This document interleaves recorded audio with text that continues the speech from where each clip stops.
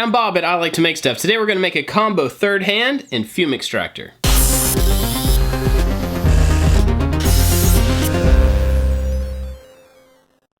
A long time ago, I made a video about making my electronics desk, and in that, I mentioned making a fume extractor for when you're doing soldering work.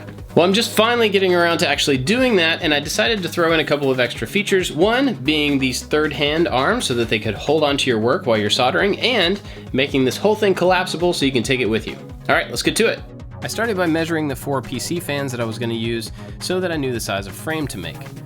I took some 1x4 pine to the miter saw and cut a 45-degree angle on one piece, and then realized it would be easier to work with short pieces rather than this one long board, so I chopped it down into 4 equal pieces.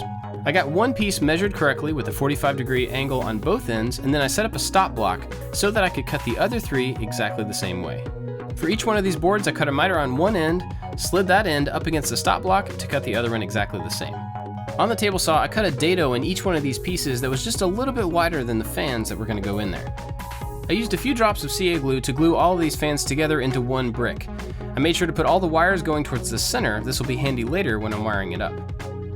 The glue dries really quickly, and then I was able to test fit it inside the frame. It fit pretty well, so I took them back to the table saw, flipped them around, and cut another dado to hold the filter. With those cut, I cut them down to their final width. I traced out the outside of the fan block onto the filter and then just cut it out with a utility knife. This stuff's pretty thick, but it cuts very easily. I used some blue tape on the back of these joints to hold them together so that they were nice and tight while I glued them up. Again, I used CA glue mainly because I was in a hurry and I didn't want to wait for wood glue to dry, and it actually worked fine. On the fans, I cut off the connector ends and then stripped both the black and the red wires. Then I soldered all the red wires together and all the black wires together, making them in parallel. I added one output wire to the end of these clumps, and then I put on some heat shrink tubing. This just helps protect the joint from getting a connection that you don't want. A heat gun makes this stuff shrink right down to the right size. I set the depth of my drill press to just shy of the thickness of the material and then drilled a relatively large hole right in the center. I used a smaller bit to drill a through hole right in the middle of that one. I used that same bit to knock out a larger area for the switch to slide through. Then it was just a matter of wiring it up. I wired the negative of the fans to the negative of the power supply plug, and then a short lead onto the positive. I mounted this in the frame, and then did the other end of the positive to the switch. The positive of the fans went to the other side of the switch, and it was ready to test. These things move a lot of air. You could definitely get away with fewer than 4 fans. Then it was time to mount the filter. Everything slid right into the box, and I added some more CA glue and glued on the top with all the connectors. The wires just go in between the fan and the filter, and they seem fine in that space. While that was drying, I cut down a piece to use for the main soldering area, and this was just 1/2-inch plywood scrap that I had laying around. I used some 1x4 cutoffs from a previous project and just cut miters on them like I had before with a miter saw. I followed basically the same procedure as I did with the other frame, and then I just cut them down to the right thickness. I glued these up with wood glue this time in the clamps, and then I just waited for them to dry. Notice the small little pinch clamps I have on the corners. These help keep these pieces aligned because they tend to slip with the glue in there. While that dried, I figured out how to mount the hinge onto the filter. I cut down a piano hinge on my metal cutting saw. I would not recommend using a regular wood saw for that. I cut it down to the right length, laid it in place, and marked where the holes needed to be. This wood's really soft, so I went ahead and center punched the holes before driving in the screws. I took the work area out of the clamps, gave it a quick sanding all over, and then figured out the center point so I knew where to mount the fan. I got it overlaid, held it in place, marked it, pre-drilled it, and screwed it on just like before.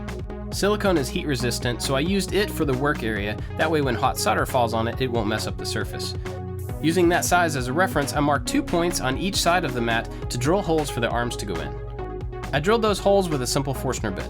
I kind of lucked out here in that the alligator clips I got fit perfectly on the inside of these flexible coolant hoses. That was easy.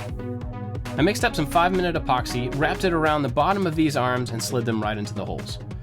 I covered this whole thing with a couple of coats of spray lacquer just for a little bit of protection. Then it was time to put it all together. The switch and the fans were super simple to hook up, and you can see how well they work here for pulling away the fumes. The silicone mat also worked really well. I intentionally dropped hot solder on it. It came right off with no damage. Plus, the whole thing can fold up and be stored away when you're not using it. That's pretty awesome. This thing actually turned out really cool and works way better than I thought it would. Once I got it put together though, I realized that it looked a lot like a robot, so I think it needs one more little touch. Perfect. Overall, it's a very inexpensive project. These don't cost very much, the fans don't cost very much. In fact, the filter on the back was the most expensive part. Luckily, the one that I bought is way bigger than I actually needed it to be, and so I have multiple uses out of that single filter.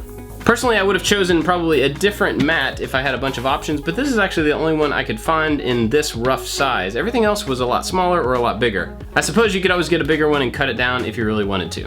If, like me, you like to do electronics and some soldering, then having this setup is really, really handy. It makes it a lot easier to hold the work so you don't have to worry about holding all the pieces and the soldering iron at the same time, and getting these fumes away from you is always a good thing. One note, if you do something like this, make sure that you get at least an activated carbon filter on the back.